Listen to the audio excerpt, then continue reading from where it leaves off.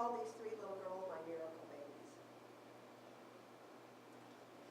And speaking of miracles and miracle babies, I want to share one last story of a baby that I believe is a miracle baby. I was 35 when I was expecting my fourth child. When I went to the doctor here to have some tests done, the typical tests done, one of the tests came back abnormal. So the doctor called me in and had a talk with me and said, this test here that we have shows that your baby has a very high chance of being born with a severe birth defect and could have serious deformities. And he urged me, because of my age, to go ahead and have an abortion. I told him, no matter what, I would not terminate this pregnancy. Once I got home, I was very troubled by his report, and once I got home, I got on the phone and called my husband, who was down in Seattle at that time, seeing to a sailboat that we were having built. So we prayed together over the phone, and we both felt impressed that all is well. What an incredible peace. I felt total peace. 6 weeks later, I did go back into the doctors for those same tests and had them done again. And the test came out showing that she was perfectly normal. I didn't know it was a she. But the test came out that this baby would be totally normal. Actually, I was looking forward for the summer and being out on our new seine boat, because I had been seining every year since 1978. I had only taken 1 year off when Shira was born, and now here it was 1987.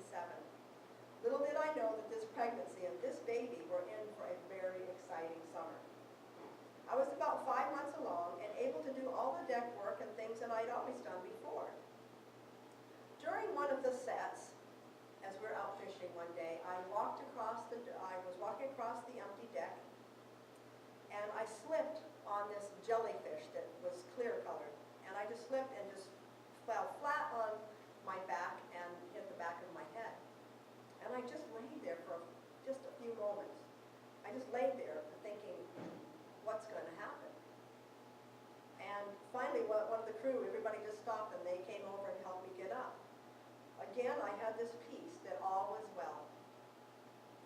A couple weeks later, we were at Lone Tree Point next to Elrington Island in Prince William Sound. I was walking along the side of our boat. The area we were fishing in had a steady ocean swell, so that a wave came in. It was just a very kind of a rough place to fish. Well, the wave came in as I was walking alongside the boat. The guys were pursing up the purse seine. Somebody was plunging. They were running the hydraulics, and I had gone to do something on the bow. I was walking alongside the boat, and as I did, I lost my balance, and I went to reach on top of the cabin for a cleat that was normally there. Well, this was a different boat than my old boat, and the cleat that was normally there was not in that same spot. So I grabbed at nothing, and I actually just fell backwards, head first, into the ocean. I had all my rain gear, my boots, rain pants, everything on, gloves and everything. I was so shocked. I thought as I fell into the water, wow, how green is the water? It's such a pretty color. It's so green. And anyways, my mouth was open, and so I was going to holler. I didn't even have time to holler. It happened so quickly. And so I drank a lot of seawater on top of that. As I came back up, sputtering and coughing, there was my husband and our faithful crewman Leroy standing there on the side of the boat, and they had their hands out to grab my hands. Well, here they are grabbing my hands, and they reached out. Let me see, I've got my wrong page here. As they grabbed my hands and they reached out to pull me up, I was very heavy, and the angle that they were pulling me in was kind of hard on my arms. But they grabbed my arms. I felt that my arms would surely be an inch longer by the time I got back on deck, because they grabbed them. But with each pull on me, grabbing me up, my belly was smashing into the side of the boat.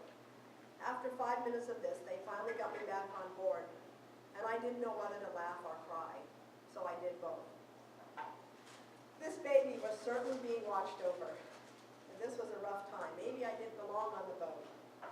A couple weeks after that, after a hard day of fishing, my husband decided decided to travel to a new spot and fish. It was late at night.